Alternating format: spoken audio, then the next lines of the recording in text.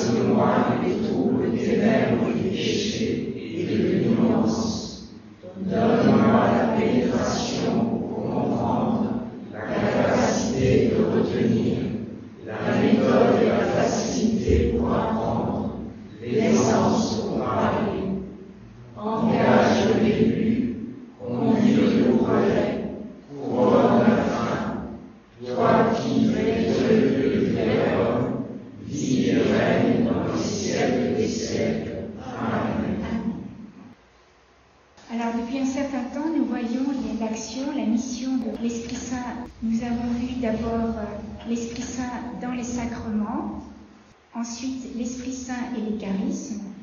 Et là, nous sommes dans les vertus. En même temps, ça nous permet de voir l'équipement spirituel que nous avons reçu à notre baptême. Donc la dernière fois, nous avons vu les vertus théologales. Et vous voyez, c'est important de connaître, on a fait un petit rappel la dernière fois, ce que nous avons reçu au baptême. Parce que si nous ne savons pas ce que nous avons reçu, nous ne pouvons pas l'utiliser. D'où l'importance de le connaître et de le faire grandir, ce qu'on a reçu. J'espère que vous êtes bien conscients que les vertus sont un chemin de bonheur. Pour faire court, je rappelle que la vertu est une disposition habituelle et ferme à faire le bien.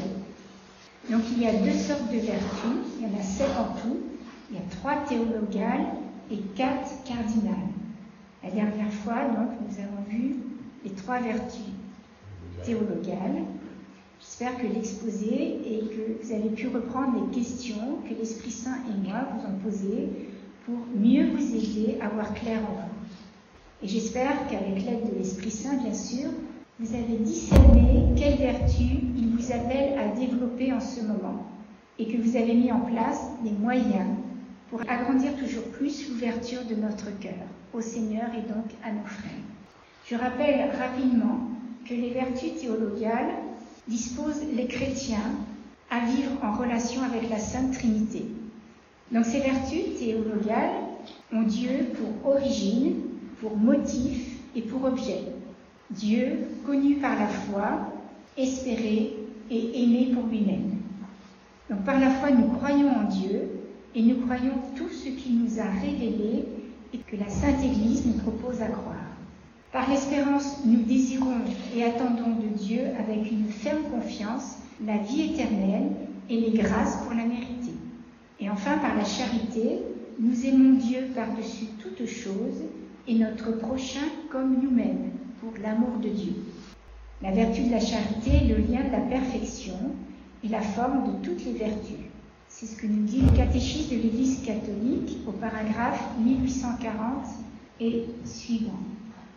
Donc aujourd'hui, nous voyons, troisièmement, les vertus cardinales ou humaines. Donc ces vertus sont le déploiement dans le bien de notre humanité. Alors à votre avis, quelqu'un qui ne croit pas en Dieu, est-ce qu'il peut avoir ces vertus cardinales? Oui, c'est la bonne réponse. Dans l'Antiquité, ils n'étaient pas chrétiens, bien sûr. Ils avaient des listes de vertus. Et par exemple, le courage, c'était vraiment une vertu de l'Antiquité. Ils les reconnaissaient et savaient comment les acquérir. Aristote en parle. Et comme dit le pape, il y a dans chaque homme et chaque femme la capacité de rechercher le bien. Il n'y a pas d'exception. Ce sont tous les hommes, quelle que soit leur époque.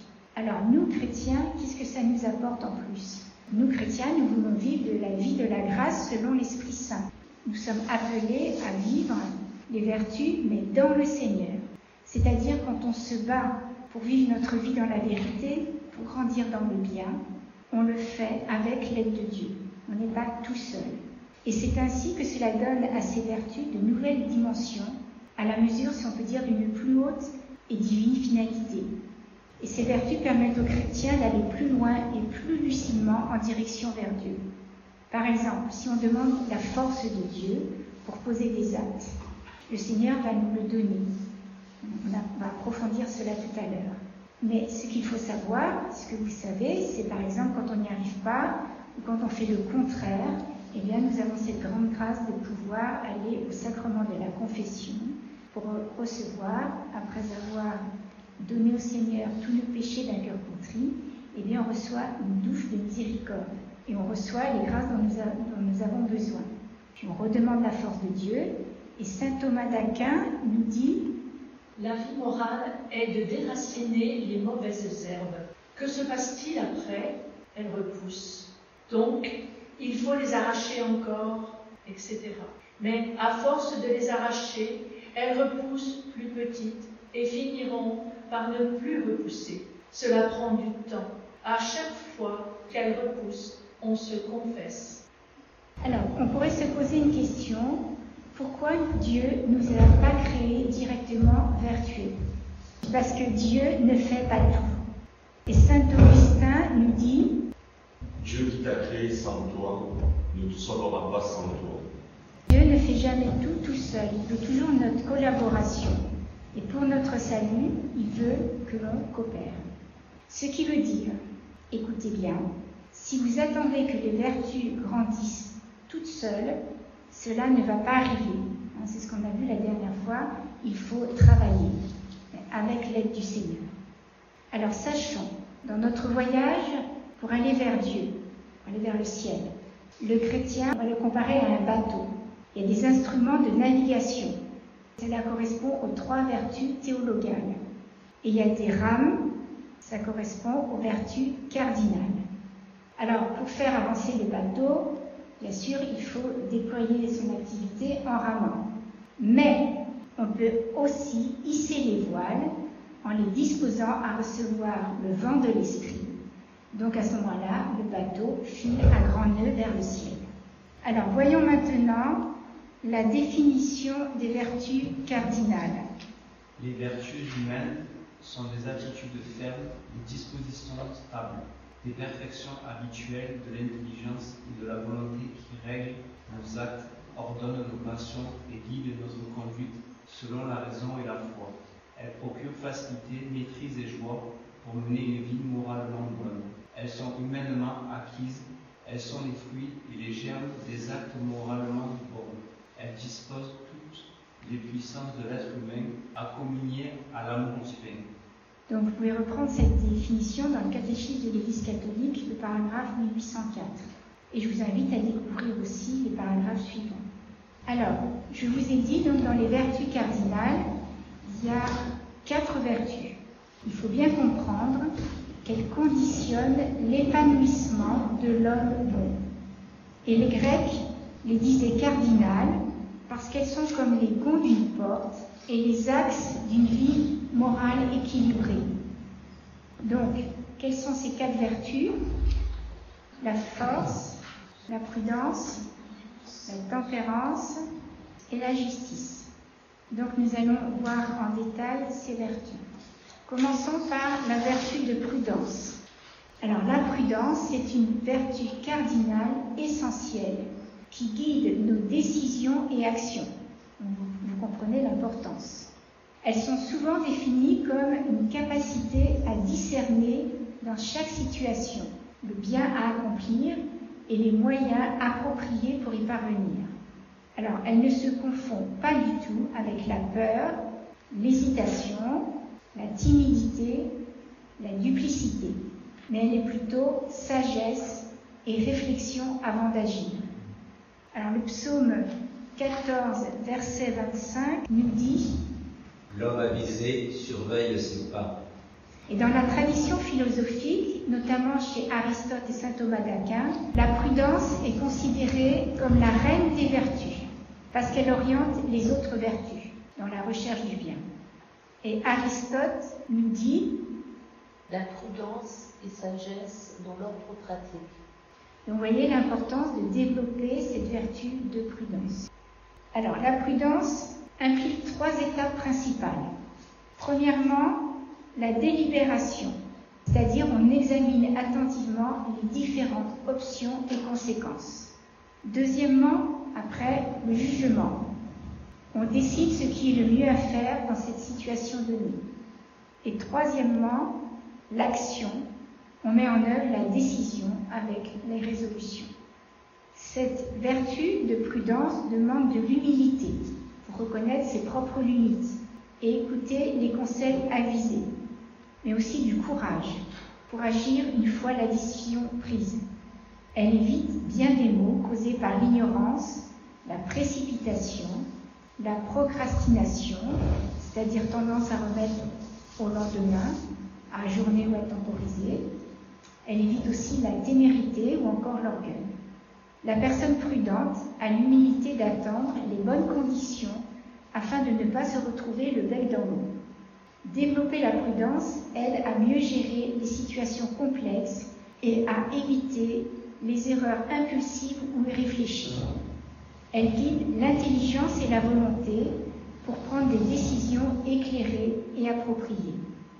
Alors, il y a un proverbe chinois qui nous dit « Quand le bateau est au milieu du fleuve, il est bien tard pour réparer l'avarie. » Vous êtes d'accord? Et l'importance de la prudence. La prudence procure la satisfaction d'atteindre ses objectifs et de voir ses projets se réaliser, ce qui est important dans notre vie. On peut dire que la prudence est une boussole qui ne doit pas toutefois nous empêcher d'avancer et elle nous aide à négocier les obstacles en fonction de nos forces, de nos faiblesses, des circonstances. Le prudent sait quitter le port, mais apprend à contourner les tempêtes. Son trajet ne sera pas une ligne droite, mais les virages sont salutaires pour éviter le naufrage ou l'avarie. Alors, 2 exercices pratiques pour développer la prudence. Premièrement, le journal de décision réfléchie. Chaque soir, vous prenez 5-10 minutes pour écrire dans un carnet une décision que vous avez prise dans la journée. Vous faites ça pendant une semaine, par exemple, puis vous reprendrez un peu plus tard. et vous réfléchissez aux étapes qui ont mené cette décision. Donc, premièrement, est-ce que vous avez eu toutes les informations nécessaires? Deuxièmement, est-ce que vous avez envisagé les conséquences à court et long terme? Et troisièmement, est-ce que vous auriez pu agir différemment? Voilà pour ce premier exercice. Deuxièmement, on pourrait appeler l'exercice des scénarios. Une fois par semaine, vous prenez une situation imaginaire ou réelle et vous réfléchissez aux différentes manières d'y répondre. Par exemple, que feriez-vous si vous deviez gérer un conflit de travail? Écrivez au moins 3 options possibles. Évaluez leurs avantages et inconvénients. Puis choisissez la meilleure approche. Ces exercices permettent de stimuler votre capacité à anticiper et à évaluer les choix possibles. Et bien sûr qu'en pratiquant régulièrement ces exercices, vous renforcez votre aptitude à faire des choix justes et réfléchis. Et c'est ainsi, on peut dire, c'est un pilier d'une vie prudente, équilibrée. Alors, plusieurs vertus sont rattachées à la prudence. Je vous rappelle qu'il y a 7 vertus et que, en dehors de ces 7 vertus, toutes les autres vertus se rattachent à une de ces vertus. Donc, je vous en cite 5 pour avoir une idée. Le discernement, la prévoyance, la réflexion, la tempérance et la sagesse. Ensuite, je vous invite à méditer cette vertu de prudence dans 2 textes bibliques. En Luc, chapitre 14, versets 28-32. C'est un homme qui veut bâtir une tour et un roi qui part en guerre. Et le deuxième livre, c'est le livre de Tobie. Donc, pour voir la prudence du père pour son fils. Le père a placé une somme d'argent chez Gabaël, son parent, et puis Tobie devient aveugle et songe à mourir. Et c'est un sursaut de mémoire qui va changer le cours de son histoire quand il va parler à son fils de cette épargne. Donc Tobie se lance alors dans un voyage accompagné par un ange et vous découvrirez, ou vous redécouvrirez cette belle histoire. Alors, un proverbe espagnol. La prudence ne prévient pas tous les malheurs, mais les défauts de prudence ne manquent jamais de les attirer. Un proverbe espagnol. Donc, Esprit Saint, nous te prions pour que tu pries pour nous, en nous et avec nous, pour que l'on se tourne vers toi afin de discerner et de se laisser toujours guider par toi dans nos décisions et actions. Ne jamais les prendre seuls, toujours avec toi, Esprit Saint. Alors, deuxième vertu, la vertu de justice. On peut dire que c'est une vertu fondamentale qui consiste à rendre à chacun ce qui lui est dû. On peut dire qu'elle se définit comme une disposition permanente à agir de manière équitable et à respecter les droits d'autrui. Comprenons bien que la justice n'est pas seulement une question de loi, mais aussi une vertu morale, donc qui touche tous les aspects de nos relations avec les autres. Cette vertu exige de traiter les individus avec impartialité, sans favoritisme, ni préjugés, et d'œuvrer pour le bien commun. Aristote et saint Thomas d'Aquin la considèrent comme une vertu sociale par excellence. Pourquoi? Parce qu'elle régit nos interactions humaines. Donc, être juste demande de respecter les droits, la dignité et les besoins des autres, tout en étant attentif aux inégalités. La justice ne se limite pas à l'équilibre des échanges matériels, mais englobe également les dimensions morales, comme l'honnêteté, la reconnaissance des mérites d'autrui. Cela nécessite une éducation morale, une capacité à écouter et une volonté d'agir avec intégrité, même dans des situations difficiles. En perspective chrétienne, la justice consiste plus largement à mettre en application, comme vous en doutez, les lois de Dieu. Alors, saint Jean Chrysostome nous dit: la justice n'est autre chose qu'un parfait accomplissement de tous les commandements de Dieu. Alors maintenant, je vous propose, pareil, 2 exercices pratiques pour développer la justice. Premièrement, l'engagement équitable. Donc chaque jour, pratiquez un acte de justice concret. Par exemple, répartissez équitablement une tâche commune au travail ou à la maison. Donnez à quelqu'un ce qui lui est dû. Par exemple, remercier un collègue pour son aide ou reconnaître le mérite d'un travail bien fait. Vous notez chaque acte dans un carnet en précisant comment cela a contribué à une relation plus juste et équilibrée. Donc cet exercice sur un acte de justice concret. Donc toujours, pourquoi faire ces exercices? Parce qu'elles nous aident à intégrer la justice dans nos habitudes quotidiennes et à cultiver des relations empreintes d'équité et de respect. Deuxième exercice, on pourrait les appeler exercices des droits et devoirs.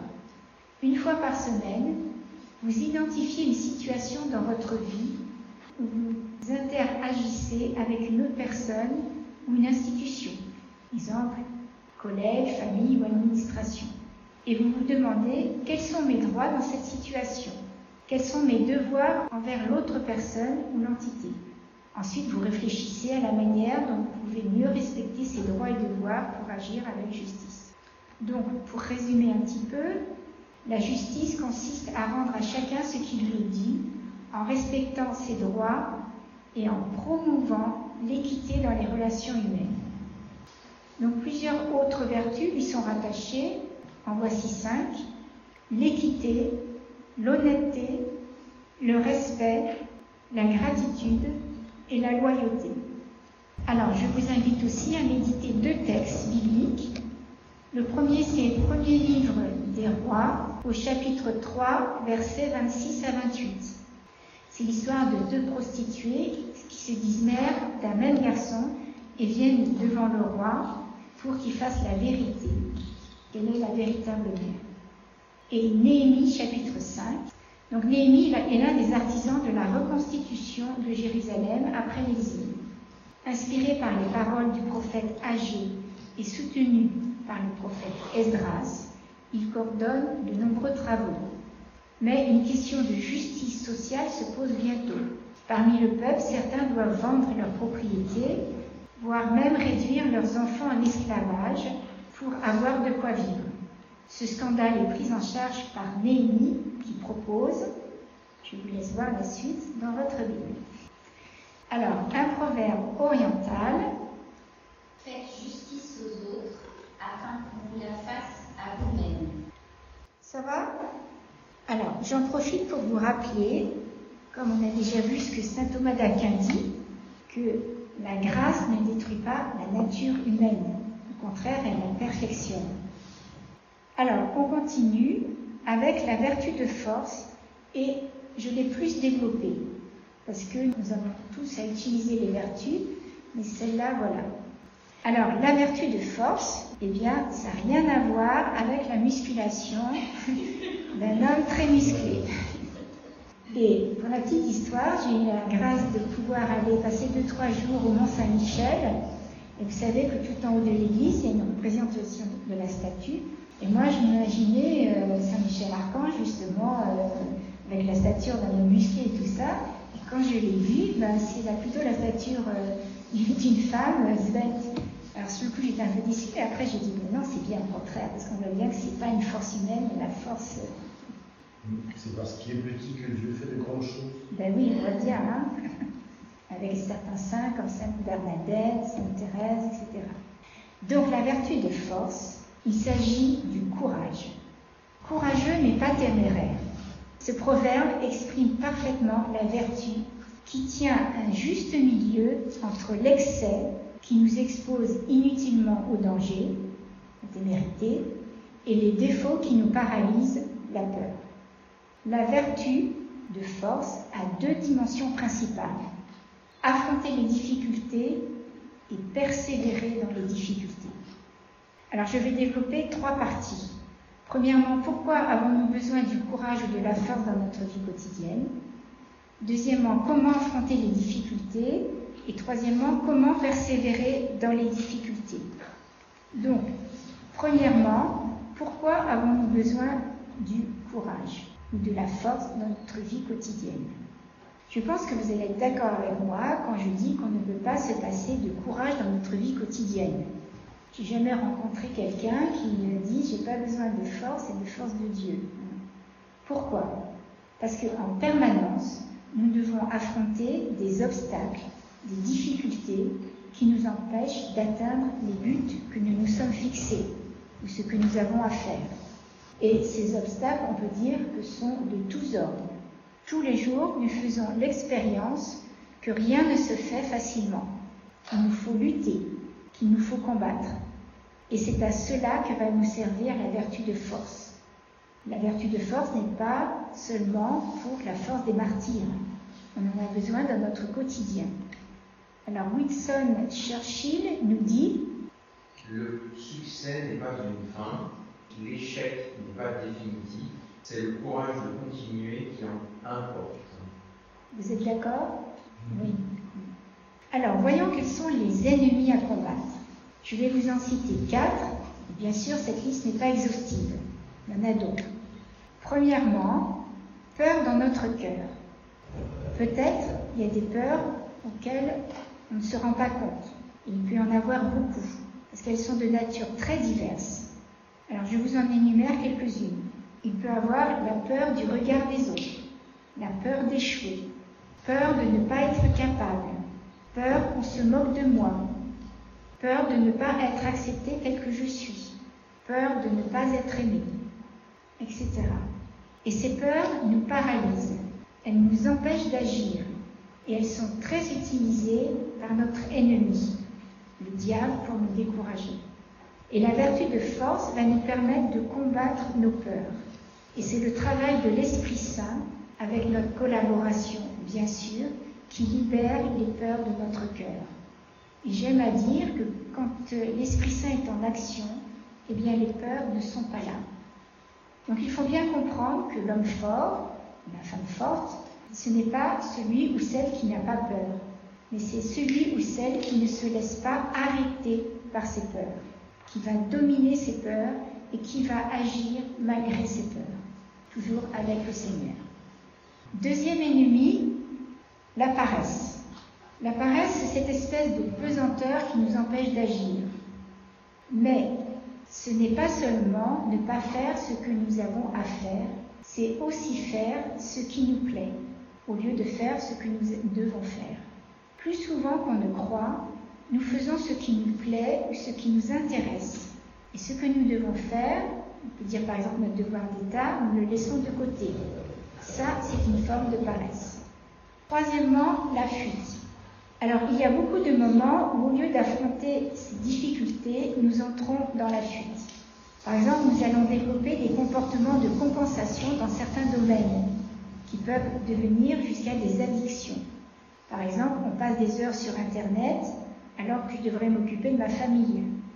Ou alors, je passe des heures au téléphone ou Internet ou regarder des séries, alors que j'ai un travail important à faire. Ainsi, je fuis dans certaines compensations. Et le courage consiste à dépasser ses peurs. Mais sachons aussi que parfois, la fuite est meilleure pour ne pas être confronté inutilement au risque. Il est parfois nécessaire d'être courageux en renonçant. Par exemple, un étudiant peut décider sereinement de ne pas tenter des concours dont il n'a pas le niveau. Ou un homme politique peut préférer être un bon numéro 2 plutôt qu'un mauvais numéro 1. Quatrième ennemi, le découragement.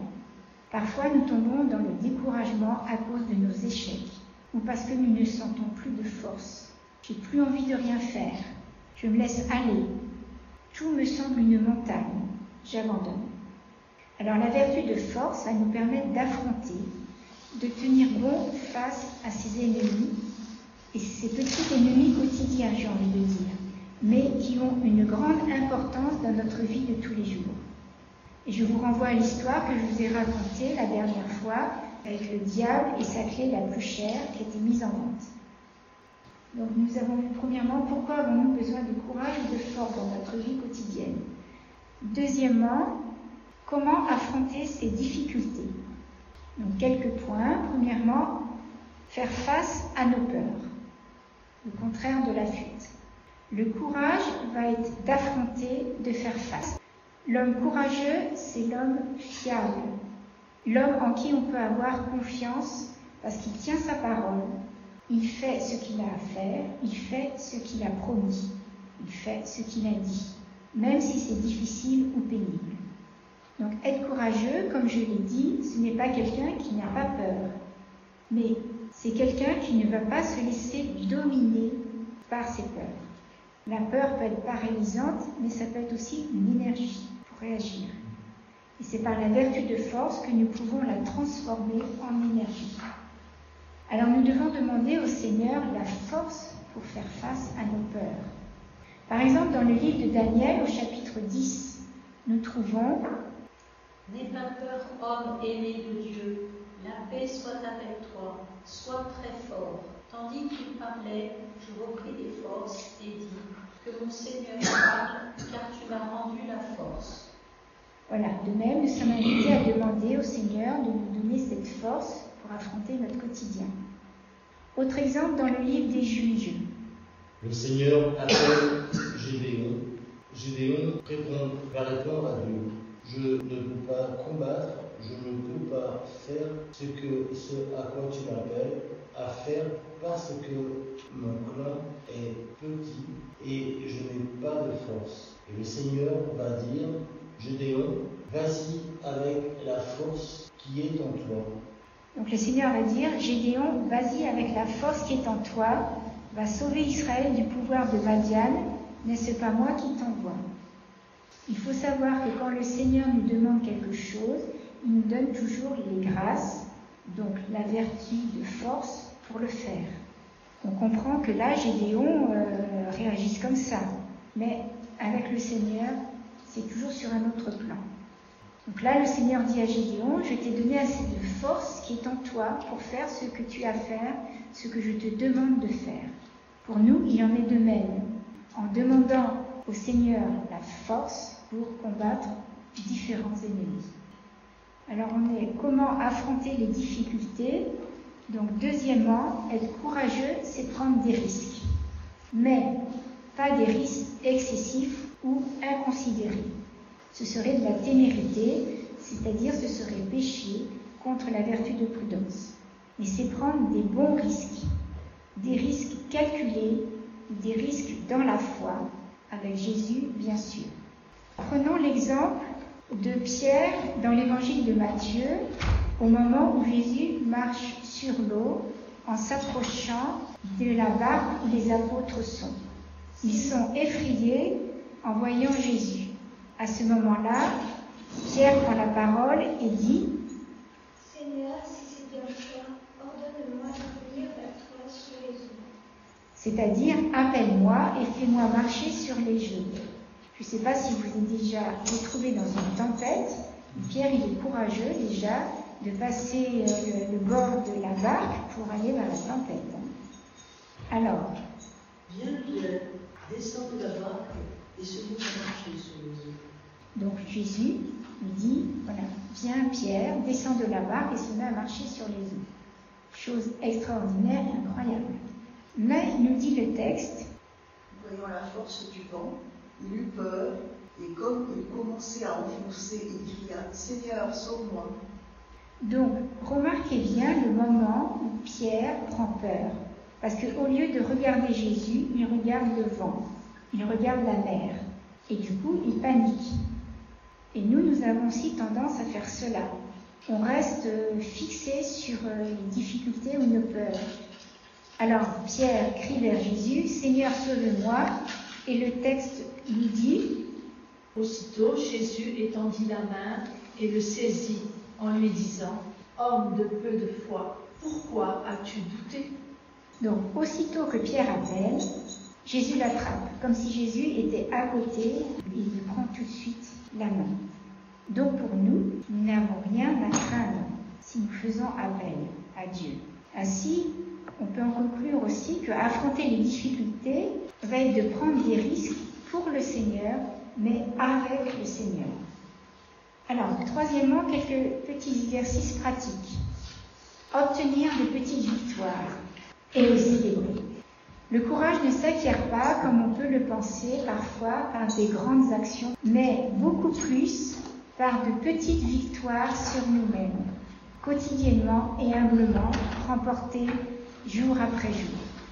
C'est un humble travail, mais qui petit à petit va porter du fruit dans nos vies et qui va nous permettre un jour, peut-être si l'occasion se présente, de poser un acte pour héroïque de courage. Donc nous sommes dans la vertu cardinale de force. Du coup, pour grandir dans la vertu de force, écoutez bien, il nous faut faire des petits efforts quotidiens pour ne pas remettre à demain ce que nous avons à faire. Alors, pratico-pratique. Une des méthodes simples, c'est de faire une liste de ce que je dois faire aujourd'hui.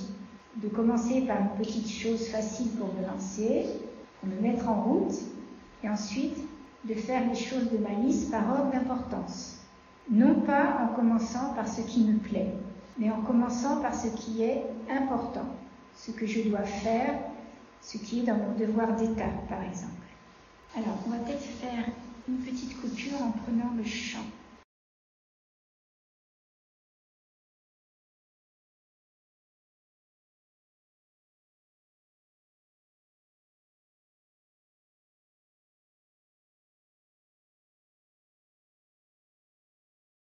Alors, troisièmement, comment persévérer dans les difficultés? Premièrement, durer pour recevoir le fruit de nos actions. Alors, il faut bien comprendre que le courage n'est pas simplement d'affronter ou d'attaquer, mais aussi de durer, de persévérer, de tenir bon. On peut dire que même c'est l'élément le plus central dans le courage. Il y a beaucoup de choses pénibles, répétitives, pesantes dans notre vie. Par exemple, ça peut être se lever tous les matins pour ceux qui ont du mal à se lever. Ça peut être d'être fidèle à mon temps de prière. Ça peut être d'être patient avec mes enfants, mon mari, ma femme. Ça peut être de supporter un collègue pénible au travail. Et notre tendance naturelle, spontanée, c'est d'abandonner quand ça devient dur. C'est de zapper, de passer à autre chose. Donc, si on zappe, si on abandonne, on ne finit pas. Et donc, on ne grandit pas. Et cela peut nous amener jusqu'au découragement. Puisqu'on finit par se dire, finalement, je n'arrive à rien, puisque j'abandonne. Et aussi, ça nous prive du fruit du travail accompli. Parce que ce fruit, c'est quelque chose qu'on récolte à la fin, lorsqu'on a terminé. C'est sûr que si le vendangeur, si l'agriculteur arrête de travailler au printemps, il n'y aura jamais de beaux fruits, de bons raisins à la fin du mois d'août ou début septembre. Alors, autre exemple. Dans l'évangile de Saint Marc, dans la parabole du semeur, il y a un moment où Jésus nous parle de ceux qui ont reçu la semence dans les endroits pierreux. Et que dit Jésus? Jésus dit, ceux-là entendent la parole, ils la reçoivent avec joie, mais ils n'ont pas en eux de racines. Ce sont des gens, donc, qui ne persévèrent pas, qui ne durent pas. Que vienne la détresse ou la persécution à cause de la parole, ils trébuchent aussitôt. Donc le Seigneur nous invite à ne pas être des gens d'un moment, mais des gens qui persévèrent, des gens qui tiennent bon. Comment persévérer dans les difficultés? Donc premièrement, on voit durer pour recevoir le fruit de nos actions. Deuxièmement, durer pour devenir plus fort. Alors on peut se poser la question, pourquoi il y a tant d'obstacles? Pourquoi c'est difficile? Pourquoi nous devons sans cesse lutter? En fait, on peut trouver une utilité à tous les obstacles qui se présentent dans notre vie. Combattre ces obstacles, persévérer dans les obstacles, les affronter. L'avantage, c'est que ça nous rend plus forts. Par notre persévérance, peu à peu, le Seigneur nous fortifie. Saint Ignace dit, il y a deux moments dans notre vie. Les moments de consolation, où tout est facile, la prière est facile, je fais facilement ce que j'ai à faire. Donc ça, c'est les moments de consolation. Il y a d'autres moments où c'est les moments de désolation, où c'est difficile, la prière est difficile, je dois lutter, je ne sens pas la présence de Dieu, parfois je peux avoir des manques de foi. Sachons que le Seigneur permet cette alternance entre les moments faciles et les moments difficiles, parce que dans les moments difficiles, nous luttons, nous persévérons, et petit à petit, nous devenons plus forts. Alors, troisièmement, quelques exercices pratiques pour nous aider à aller jusqu'au bout. Comme vous vous en doutez, cela va être de finir ce que nous avons à commencer, d'aller jusqu'au bout. Et d'autre part, de tenir également ce qu'on a décidé, ne pas changer d'avis sans cesse. Et saint Ignace nous dit dans les exercices spirituels, au temps de la désolation, il ne faut rien remettre en question, ni nommer quant à ce que l'on s'était proposé de faire. mais il faut persévérer dans ce qui a été précédemment fixé. Ce qui veut dire que quand nous entrons dans les difficultés, il faut résister à la tentation d'abandonner nos résolutions, qui sont difficiles à tenir. Au contraire, il faut persévérer. Donc je vous rappelle que les vertus grandissent en nous que si nous posons des petits actes. Cela ne va pas venir tout seul. Aussi, voici en pratique 3 questions pour nous aider à nous décider à prendre des petites décisions. Première question, quelles sont mes peurs? On en a parlé tout à l'heure. En fait, on peut se dire que ce n'est pas forcément évident d'avoir une appréhension claire de nos peurs. Parfois, c'est un peu diffus. Parfois, on ne s'en rend pas compte. Mais c'est une grâce que nous pouvons demander à l'Esprit Saint de nous éclairer, d'avoir une conscience plus claire de ce qui nous effraie. De quoi ai-je peur? Car à partir du moment où on peut nommer la peur, je suis davantage capable de l'affronter et de laisser le Seigneur me guérir en lui offrant. Deuxième question. Quel exercice pratique le Seigneur me demanderait de faire aujourd'hui, adapté pour apprendre à affronter davantage les choses difficiles?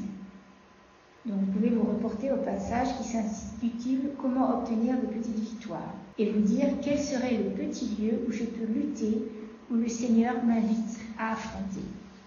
Troisième question. Quel exercice pratique puis-je faire pour apprendre à durer davantage? C'est exactement la même chose, mais dans le domaine de la persévérance. Vous pouvez vous reporter au passage qu'on a vu avant qui s'intitule « Aller jusqu'au bout ». Ces exercices vous permettront de vous encourager à agir avec courage, persévérance et confiance en vous-même, même dans des contextes éprouvants.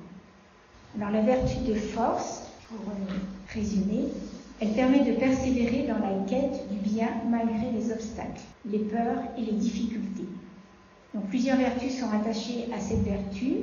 En voici l'exemple de 5, le courage, la résilience, la patience, la détermination et l'autocontrôle. C'est aussi, alors il faut prendre bien conscience, que c'est en recevant l'Eucharistie que je reçois cette force qui me fait persévérer dans l'épreuve. L'Eucharistie, Jésus a dit que c'est le pain descendu du ciel. Et dernièrement, au cours d'une Eucharistie, j'ai reçu de dire que c'est le pain des forts. Alors, par l'Eucharistie, cette force nous est donnée. Cette force, c'est celle des martyrs, et comme on a vu aussi, c'est la force pour nous aider au quotidien d'accomplir notre devoir d'État et autres, et à vivre le combat spirituel. On peut dire que c'est l'héroïsme de la petitesse pour rester fidèle à l'Évangile et pour oser témoigner du Christ aux autres, même au milieu des loups. L'Esprit Saint se fait principe d'énergie pour barrer la route à la faiblesse et au renoncement. Vous vous rappelez Saint Paul qui reçoit de Dieu en disant « C'est dans la faiblesse que la force agit ». Alors voici quelques versets bibliques. Le psaume 118, 14. Ma force et mon chant, c'est le Seigneur.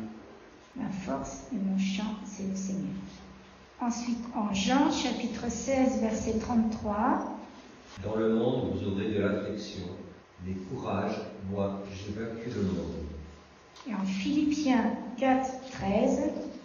Je puis tout en celui qui me fortifie. Voilà, ça c'est un verset biblique à mettre devant sa glace pour bien qu'on le voie chaque matin. Je puis tout en celui qui me fortifie, dans ce que le Seigneur nous demande. Alors je vous invite à méditer un passage biblique dans le premier livre de Samuel, verset 26. C'est David et Saül. Donc le roi Saül a pris en haine le jeune David suite à sa victoire contre Goliath. Et il cherche plusieurs fois à le faire périr. Ça va jusqu'à là. Donc David est obligé de fuir et va mener une vie d'errance. Et un jour, Saül est à la portée de la lance de David. Et qu'est-ce que va décider David? Est-ce qu'il va maîtriser son agressivité ou donner libre cours à sa vengeance? Je vous invite à aller voir la suite. Alors Nelson Mandela nous dit aussi: j'ai appris que le courage n'est pas l'absence de peur, mais la capacité de la vaincre. Et un proverbe allemand: bon courage est la moitié du travail. Le bon courage est la moitié du travail. Alors Seigneur, nous te prions, parce que nous reconnaissons que nous sommes faibles, Esprit Saint. Et tu nous donnes, et tu as un grand désir pour chacun de nous donner de grandir dans la vertu de force. Aussi je te demande, nous te demandons de nous éclairer pour que cela soit. Parce que nous avons aussi, nous, envie de grandir dans cette vertu de force. Nous reconnaissons que sans toi, nous ne pouvons rien, mais qu'avec toi, nous pouvons tout. Alors, 2 exercices pratiques pour développer cette vertu de force ou de courage. Premièrement, on pourrait appeler ça l'exercice de la zone d'inconfort. Le but, c'est sortir de cette zone de confort pour affronter les défis qui renforcent la confiance et la résilience. En pratique, identifiez une situation que vous évitiez à cause de la peur ou de l'inconfort. Par exemple, parler en public, exprimer un désaccord, essayer une nouvelle compétence. Ensuite, fixez un objectif réaliste pour affronter cette situation. Exemple, participer à une discussion lors d'une réunion, poser une question dans un groupe. Et troisièmement, une fois l'action accomplie, réfléchissez. Qu'avez-vous ressenti avant, pendant et après? Et quelles peurs ont été surmontées? Et cet exercice répété régulièrement renforce votre capacité à agir malgré l'appréhension. Vous voyez, c'est plein de petites choses, mais ça nous fait grandir pas à pas, d'où l'importance. Et deuxième exercice qu'on peut appeler le journal de persévérance, pour apprendre à maintenir nos efforts face aux difficultés. Donc en pratico-pratique, on choisit un objectif personnel ou professionnel exigeant. Terminer un projet, adopter une nouvelle habitude, comme faire du sport par exemple. Et chaque soir, on note dans un carnet le progrès accompli dans la journée, les obstacles rencontrés et comment on les a surmontés, et ce que vous ressentez en continuant malgré les difficultés. Et enfin, relisez vos notes après une semaine pour observer votre croissance et identifier les forces que vous avez mobilisées. Et fêtez les petites victoires. Alors, 4e et dernière vertu cardinale, la vertu de tempérance. Alors, quand on parle de tempérance, on pense très souvent à la modération, au contrôle de soi, à la retenue. Il s'agit de résister au désordre intérieur provoqué par les vices. Dans la tempérance, il faut la volonté, mais également l'intelligence. Être mesuré juste par volontarisme n'a pas beaucoup de sens. Vivre la tempérance comme une vertu de maturité humaine spirituelle a, au contraire, en revanche, du sens. Sainte Thérèse d'Avila nous dit, elle résume bien l'esprit de tempérance. Quand je jeûne, je jeûne. Quand je mange d'écailles, je mange d'écailles. C'est-à-dire être capable de se priver et être capable de profiter d'un beau moment. Donc, vivre le moment présent. Alors, qu'est-ce que la tempérance? Le catéchisme de l'Église catholique l'a défini au paragraphe 1809.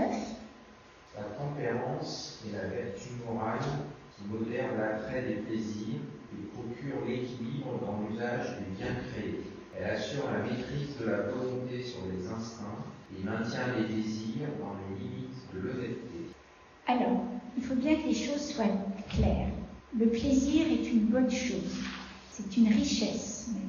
Mais c'est notre manière de la vivre qui doit être tempérée, modérée, humanisée. Sinon, le risque est grand que nous soyons maîtrisés par le plaisir. Et on peut dire, soit on maîtrise le plaisir, ou soit c'est lui qui nous maîtrise.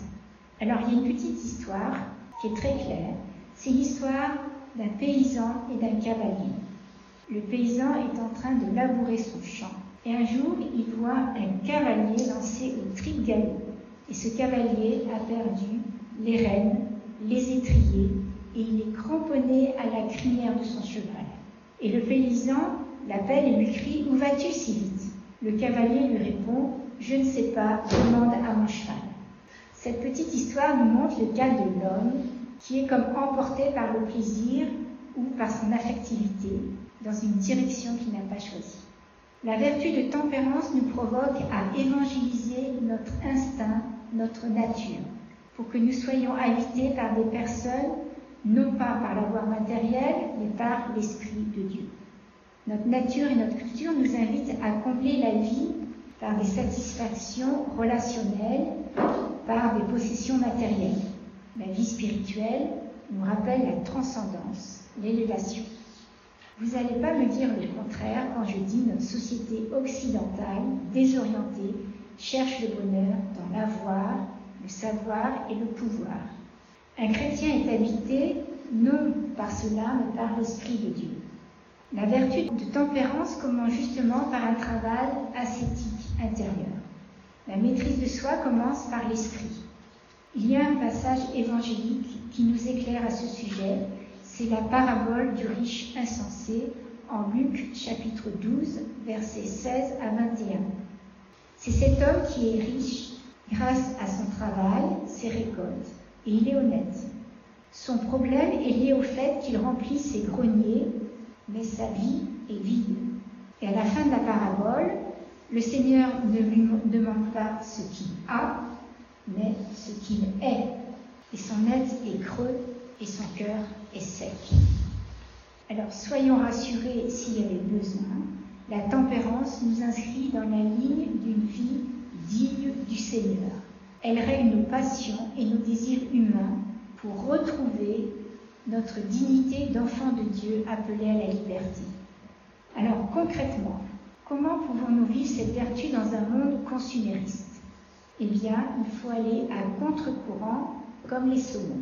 Il faut regarder vers le haut, vers la source et non vers le bas.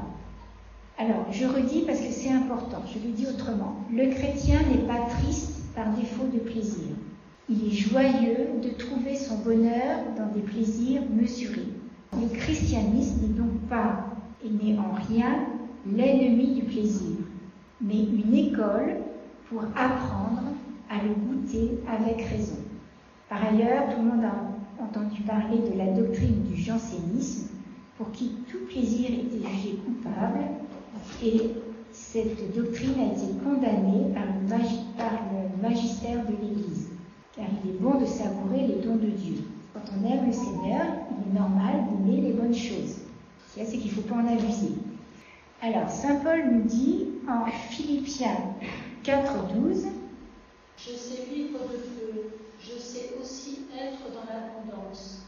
J'ai été formé à tout et pour tout, à être rassasié et à souffrir la faim, à être dans l'abondance et dans les privations. » Alors, n'oublions pas que les vertus sont un chemin qui aide à avancer vers le royaume, un chemin de bonheur, un chemin qui nous permet de goûter dès cette vie la paix de Dieu qui surpasse toute intelligence. En Philippiens chapitre 4, verset 7. Donc c'est un chemin qui nous permet de goûter dès cette vie la paix de Dieu qui surpasse toute intelligence et d'éprouver cette joie. En éprouvant cette joie par les vertus, nul ne vous l'enlèvera. C'est l'évangile de Jean, chapitre 16, verset 22. Et être accompagné tous les jours dans la grâce et le bonheur. Voilà, psaume 23-22, verset 5. Tous les jours être accompagné de grâce et de bonheur, sans exception. Et on sait que le Seigneur tient toujours ses promesses. Alors, peut-être que vous pourriez vous poser la question, quel est l'intérêt de la tempérance? On va prendre une image qui est très parlante. La tempérance est comme un gardien d'immeuble qui laisse rentrer le bonheur, qui accueille le plaisir dans le hall d'entrée, mais tient à distance la débauche. La tempérance est la grande éducatrice du plaisir qui nous apprend à le recevoir avec gratitude, à le chercher avec sagesse et même parfois à y renoncer. C'est d'ailleurs cela qui est le meilleur test de notre tempérance. Pascal Hyde nous dit « Un des bons signes de la maîtrise de soi est la capacité à renoncer à un plaisir, non pas pour nous priver purement et simplement, mais afin de manifester que c'est la volonté et non la sensibilité qui mène la chaloupe de notre vie. » Alors, comment grandir dans la tempérance? Premièrement, nous sommes invités à devenir sobres vis-à-vis de tous les biens sensibles. On pourrait dire à garder sous contrôle. Je vais devoir apprendre à réguler ses plaisirs. La sobriété va se situer dans un juste milieu, comme on a dit tout à l'heure, entre l'excès et le défaut. La question est pour chacun d'entre nous. Qu'est-ce que j'ai du mal à réguler dans ma vie? Quel bien sensible et un peu difficile à gérer pour moi? Deuxièmement, pratiquer des petits exercices, on en revient toujours à ça, pour grandir dans la sobriété. Alors je vais me mettre des limites dans les domaines où je me sens trop attirée, où je ne me sens pas libre. Donc je vais pratiquer des petits pas, des petits efforts qui est cher à toutes les vertus et qui est le principe fondamental de la vertu. Exemple, si je mange trop, je vais décider de ne pas me resservir ou de ne pas prendre de dessert. Tout cela dans l'idée de redevenir libre vis-à-vis de la nourriture. C'est ça le but, c'est pas pour faire exprès de se priver, c'est toujours on redevienne l'enfant de Dieu libre. Si par exemple j'ai trop tendance à regarder des films, des vidéos, des séries, je vais m'y limiter tant par semaine ou tant par mois. Et pendant une semaine, je note chaque jour les moments où j'ai respecté la limite, les moments où j'ai ressenti une tentation et comment j'y ai fait face, et ce que j'ai ressenti en pratiquant cette modération. Soyez sûrs que cet exercice renforce notre capacité à contrôler nos désirs et à apprécier les plaisirs avec mesure. Le catéchisme de l'Église nous dit « La maîtrise de soi est une œuvre de longue haleine et jamais on ne doit la considérer comme acquise une fois pour toutes. Elle suppose un effort repris à tous les âges. C'est un travail long qui demande des efforts et c'est normal de ne pas y arriver tout de suite. Mais petit à petit, nous progressons. Alors, rappelez-vous bien qu'on ne peut pas changer en un claquement de doigts. Sinon, si on désire, on va se décourager parce qu'on n'y arrivera pas. Petit à petit. Alors, troisièmement, la garde de la curiosité. Il faut savoir qu'il n'est pas rare que la tentation s'introduise par le biais d'une curiosité malsaine. Tout n'est pas beau ni nécessaire à connaître. N'est-ce pas par la curiosité qu'Adam et Ève ont d'abord été tentés? Et je vais avoir à résister à une certaine curiosité, mais n'oublions pas que je peux compter sur l'aide de Dieu. Alors, 2 exercices, comme les autres, pratiques pour développer cette vertu de tempérance. Donc, vous avez bien compris, le but, c'est d'apprendre à différer la satisfaction immédiate pour développer la modération et garder notre liberté. Alors, en pratique, premièrement, identifiez une habitude ou un plaisir que vous pratiquez fréquemment. Consommer du sucre, regarder des séries, passer du temps sur les réseaux sociaux, par exemple. Fixez une limite claire pour la semaine à venir. Exemple, une seule sucrerie par jour, limitez l'écran à 30 minutes le soir.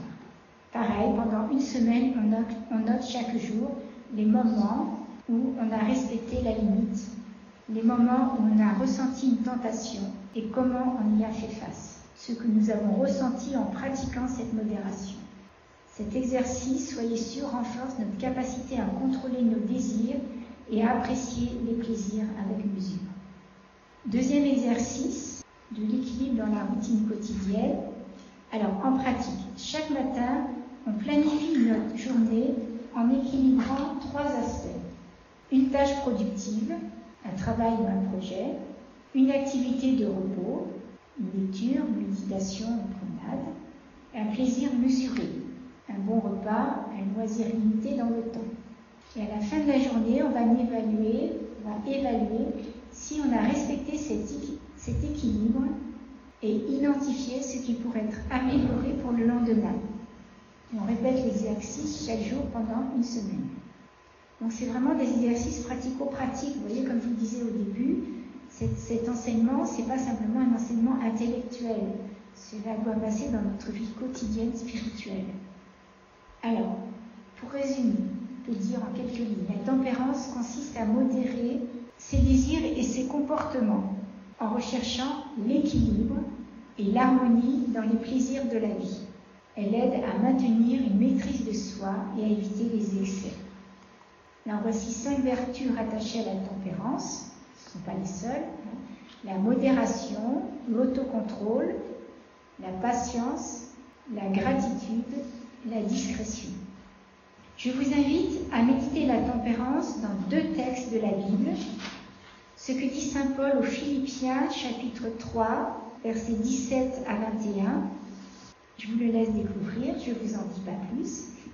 Et concernant le péché de David, en 2 Samuel, versets 11 et suivants. Donc c'est là où David est au fait de sa gloire et il est subjugué par la beauté de Bethsabée. Il va alors convoiter cette femme contre le 9e commandement et commettre l'adultère contre le 6e commandement. Et plus tard, la femme d'Uri va faire savoir à David qu'elle est enceinte. Et David va tout tenter pour enrayer cette affaire et je vous laisse découvrir ou redécouvrir la suite par rapport à la tempérance. Alors, voici un proverbe latin. La tempérance donne de courtes joies et de longs déplaisirs. Et un proverbe arabe. La tempérance est un arbre qui a pour racine le contentement de peu et pour fruit la santé et le calme. Alors, je vous ai dit beaucoup de choses. Donc, pour récapituler, est-ce que vous êtes bien conscient, est-ce que vous êtes d'accord que les vertus sont un chemin vers le bonheur, un chemin de liberté pour travailler la vie intérieure et le lien avec autrui? Oui. Alors, nous avons vu, donc, aujourd'hui, les 4 vertus cardinales. La prudence.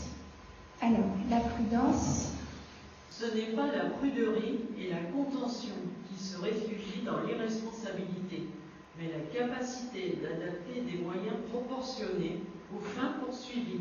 C'est l'aptitude à faire ce qui convient au bon moment et de façon appropriée. Elle est la mise en pratique de la sagesse. Voilà, ensuite, la vertu de justice. La justice consiste dans la constance et ferme volonté de donner à Dieu et au prochain ce qui leur est dû. La justice envers Dieu est appelée vertu de religion. Envers les hommes, elle dispose à respecter les droits de chacun et à établir dans les relations humaines l'harmonie qui promeut l'équité à l'égard des personnes et du bien commun. La vertu de force. La force assure dans les difficultés la fermeté et la constance dans la poursuite du bien. Elle affermit la résolution de résister aux tentations et de surmonter les obstacles dans la vie morale. Cette vertu rend capable de vaincre la peur, même de la mort, d'affronter l'épreuve et les persécutions. Elle dispose à aller jusqu'au renoncement et au sacrifice de sa vie pour défendre une juste cause. Et le psaume 118,14 nous dit. Ma force et mon chant, c'est le Seigneur. Donc, dernière vertu cardinale, la tempérance. La tempérance modère l'attrait des plaisirs et procure l'équilibre dans l'usage des bienfaits. Elle assure la maîtrise de la volonté sur les instincts et maintient les désirs dans les limites de l'honnêteté. La tempérance est souvent louée dans l'Ancien Testament. Ne te laisse pas aller à tes convoitises, réprime tes appétits. Donc, dans Siracide, chapitre 18 et 30, et dans le Nouveau Testament. Dans le Nouveau Testament, elle est appelée modération ou sobriété. Nous devons vivre avec modération, justice et piété dans le monde présent. Ce qui nous est dit dans Tite, chapitre 2, verset 12. Alors ensuite, vous pouvez lire. Les vertus humaines s'enracinent dans les vertus théologales, qui adaptent les facultés de l'homme à la participation de la nature divine. Voilà, pour toujours avoir le but. Donc, vous avez bien compris que le chemin des vertus n'est pas la triste révélation d'une errance, mais il nous met bien concrètement quelque part. Et dans son traité de l'amour de Dieu, François de Sales a cette jolie expression pour nous le rappeler. Le chemin n'est pas fait pour s'asseoir, mais pour marcher. Et marcher s'appelle cheminer. Il faut bien toute une vie pour l'expérimenter. Voilà, il est bien concret. Je vous invite à découvrir un peu tout cela, au moins ce qu'a raconté Saint François de Sales. Alors, ensuite, Saint Augustin, qu'est-ce qu'il nous dit? Bien vivre n'est autre chose qu'aimer Dieu de tout son cœur, de tout son âme et de tout son agir. On lui conserve un amour entier par la tempérance, que nulle valeur ne peut ébranler, ce qui relève de la force, qui n'obéit qu'à lui seul. Ce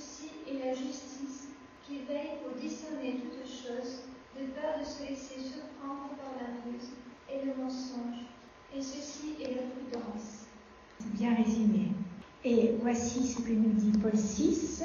Donc c'est lors de la clôture de la 3e session du Concile Vatican II. Durant sa vie terrestre, la Vierge Marie a réalisé la figure parfaite du disciple du Christ, miroir de toutes les vertus, et elle a incarné les béatitudes évangéliques proclamées par le Christ. Donc pour ceux qui veulent, nous pouvons confier à la Vierge Marie ce chemin auquel nous sommes invités à marcher afin d'être de plus en plus vertueux dans nos vies. Donc la dernière fois, nous avons vu les vertus théologales. Cette fois-ci, nous avons vu les vertus cardinales. Donc le chiffre 7 vertus dans la totalité. Chiffre parfait. La prochaine fois, nous verrons les dons, les 7 dons du Saint-Esprit. Ce qui est important de comprendre, on continue, c'est le rapport dynamique entre les vertus et les dons. Les dons, nous les verrons la prochaine fois, parce que ça met en lumière la double manière que nous avons à marcher vers Dieu. Je m'explique. Parce qu'il y a une manière active, par la mise en œuvre des vertus, on a dit qu'il fallait les travailler, sinon ça ne vient pas tout seul, et une manière réceptive, par une ouverture aux libres inspirations, émotions de l'Esprit Saint, qui dépasse bien sûr nos façons habituelles de penser et d'agir. Ceci signifie que dans la vie chrétienne, il est tout aussi important de se laisser faire, c'est-à-dire d'être accueillant à l'imprévisibilité de l'esprit, que de faire, d'autant plus que notre action reste marquée par une tendance constante à faire prévaloir nos façons humaines de voir et d'agir, notre orgueil sur celle de Dieu. Donc sachez que la grâce de confirmation accroît notre aptitude à nous laisser conduire effectivement par l'Esprit Saint. Ici, nous sommes tous confirmés, donc nous avons tout ce qu'il faut en nous. Donc la grâce de confirmation accroît notre aptitude à nous laisser conduire effectivement par l'Esprit, et le catéchisme de l'Église catholique nous dit cette grâce augmente en nous les dons du Saint-Esprit. Ça, c'est bien important de comprendre ces deux manières d'agir, active et réceptive. Et pour avancer dans la vie spirituelle, il est capital de bien intégrer ce lien entre activité et réceptivité. Alors, on peut dire que c'est comme un bon branchement dans l'électricité pour faire marcher un appareil. La machine à laver le linge ou le vaisselle. Si les branchements électriques ne sont pas bons, ça ne va pas marcher. Alors, de même, comparons à l'organisme de la grâce, la vie à partir des vertus théologales et cardinales, alimentée par les dons du Saint-Esprit, c'est le bon branchement. Alors soyez branchés, frères et sœurs, soyons aussi branchés. Alors, conclusion. Le but de la vie chrétienne est de tendre à la sainteté, comme nous le dit dans la première lettre aux Thessaloniciens, chapitre 4, verset 3. Ce but est irréalisable à vue humaine. Mais avec le Seigneur, il y a toujours une solution. Jean 15, 5, qu'est-ce qu'il nous dit? En dehors de moi, vous ne pourrez rien faire. Jésus nous dit, en dehors de moi, vous ne pouvez rien faire. Mais il est possible, il est rendu possible par la grâce. Et la grâce se puise dans quoi? Dans le Saint-Esprit, dans plusieurs choses. La foi, donc les vertus, l'amour de Dieu, oui, donc c'est une vertu. Dans les sacrements, la prière, il y a l'étude, voilà, mais aussi participer à des cours, développer, toujours avoir ce grand désir et prendre les moyens pour mieux connaître le Seigneur et que ça agisse dans notre vie. La parole, il y a le service désintéressé de l'Église et du prochain, il y a la cèse, etc. Donc, soyez sûrs, frères et sœurs, écoutez bien, impossible de devenir saint sans s'ouvrir à l'action du Saint-Esprit. Donc, il faut être toujours branché sur le Saint-Esprit. Il n'y a pas de zone comme le Wi-Fi où il y a des zones neutres où on ne peut pas capter. Toujours branché avec l'Esprit Saint. Et si Jésus est le chemin vers le Père, l'Esprit est la force qui nous aide à marcher dans les pas du Christ. Je le répète parce que c'est important. Si Jésus est le chemin vers le Père, l'Esprit est la force qui nous aide à marcher dans les pas du Christ. Sans lui, nous n'aurons pas la force d'avancer. Sans l'Esprit Saint, nous n'aurons pas la force d'avancer. Et notre sainteté, on peut dire, sera du pélégianisme, c'est-à-dire une tentative de perfection à la force du poignet. Le saint, c'est le baptisé, dont la vie est une ouverture croissante à l'Esprit Saint. Donc vous faites bien de suivre ce cheminement dans ces cours à l'Esprit Saint. La grâce baptismale est comparable à une voile repliée. Seul le vent peut la gonfler et lui donner toute sa profondeur. Ainsi, le bateau de notre vie pourra avancer vers le port du royaume rapidement et pas seulement par nos efforts. S'il y a une image que vous devez vous rappeler, c'est celle-là. Le bateau avec à voile, les voiles sont bien gonflées et il y a le vent de l'esprit qui les gonfle et qui fait avancer le bateau. Ça, je prends de plus en plus conscience l'importance de ce que nous avons reçu à notre baptême. C'est incroyable ce que nous avons reçu. Et qu'est-ce que j'en fais? Je me dis, il y a de quoi se donner des coups de pied par moment. C'est un cadeau que nous avons reçu, qui est bien emballé, et chaque jour nous avons à déballer ce cadeau. Et c'est une vie d'émerveillement avec le Seigneur. On va de grâce en grâce, d'émerveillement en émerveillement. Donc voilà, c'est cette image, pour garder qu'une image, à garder.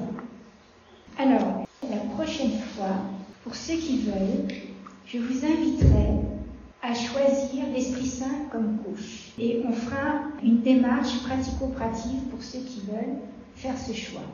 Toutes les fois, après, je prendrai 5 minutes pour parler de ce coaching. Voilà.